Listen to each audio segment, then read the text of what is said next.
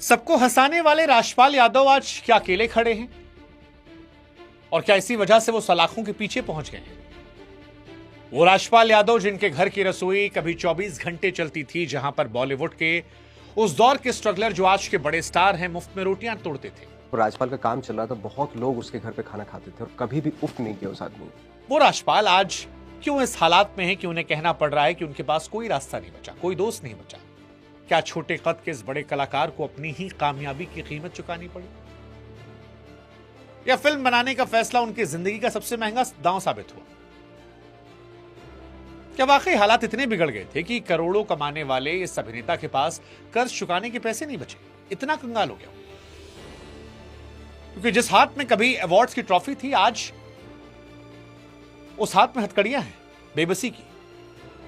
और इसीलिए सवाल है कि क्या मामला है राजपाल का?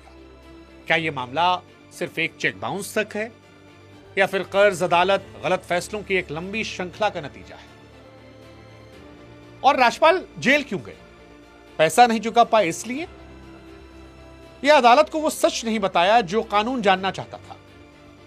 सरेंडर से ठीक पहले राजपाल यादव की आंखों में आंसू थे और बेबसी में कहा भी कि सर क्या करूं मैं, पैसा ही नहीं मेरे पास, कोई उपाय ही नहीं दिखता, हम अकेले हैं, यहां पे कोई दोस्त नहीं है, इस संकट से हमको अकेले निपटना है।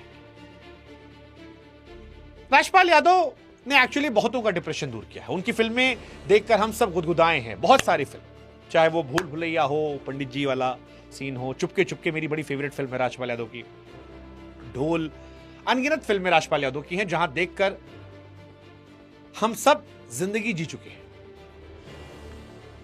लेकिन अब वो जेल में है और जेल की शुरुआत किसी बड़े अपराध से नहीं बल्कि एक बड़े सपने से हुई। साल 2010 में तय किया कि वो सिर्फ एक्टिंग नहीं करेंगे बल्कि निर्देशक भी बनेंगे। अपनी पहली फिल्म अता पता लापता के लिए दिल्ली के एक बड़े कारोबारी से 5 करोड़ का कर्ज लिया। हालांकि राजपाल कह रहे थे कि कर्ज नहीं लिया था, उन्होंने इन्वेस्ट किया था। वो अपने बेटे को लॉन्च करना चाह रहे थे, हीरो बनाना चाह रहे थे। लेकिन जो बात निकल कर आ रही है वो ये कि समझौता था कि मुनाफे के साथ पैसा लौटा देंगे। लेकिन किस्मत ने साथ दिया नहीं, फिल्म बॉक्स ऑफिस पर बुरी तरह फ्लॉप रही। अब 5 करोड़ का कर्जा, ब्याज और पेनाल्टी के साथ करीब 9 करोड़ पहुंच गया। राजपाल ने कोर्ट को कई बार वादे किए कि पैसा चुका देंगे, लेकिन वो नाकाम रहे।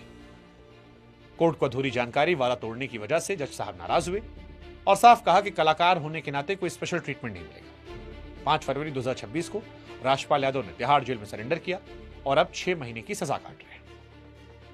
अब सवाल, क्या राजपाल वाकई कंगाल हो गए थे? जिस इंसान ने सालों साल हंसाया वो आज रो रहा है। सरेंडर के वक्त जैसा कि हमने बताया, वो रुआसे होकर कहे कि क्या करूं सर, पैसा ही नहीं है, कोई उपाय नहीं दिखता, हम अकेले हैं, कोई दोस्त नहीं है।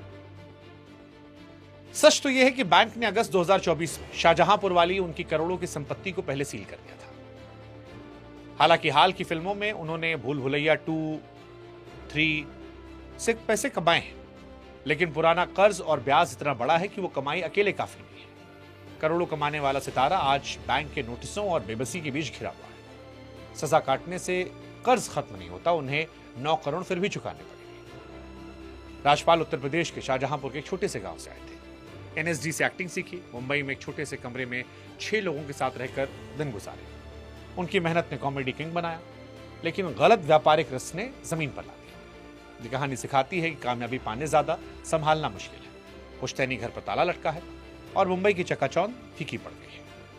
हालांकि ये बॉलीवुड को भी एक्सपोज करती है। राजपाल यादव का जेल जाना और ये कहना कि मैं अकेला हो गया हूं, कोई साथ नहीं है, ये बॉलीवुड में लोगों को एक्सपोज भी करता है। क्योंकि नवाज का जो वीडियो लोगों ने देखा, जहां पर नवाज कह रहे थे कि राजपाल का घर स्ट्रगलर के लिए लंगर जैसा था, 24 घंटे रसोई थी, कोई भूखा नहीं रहता था।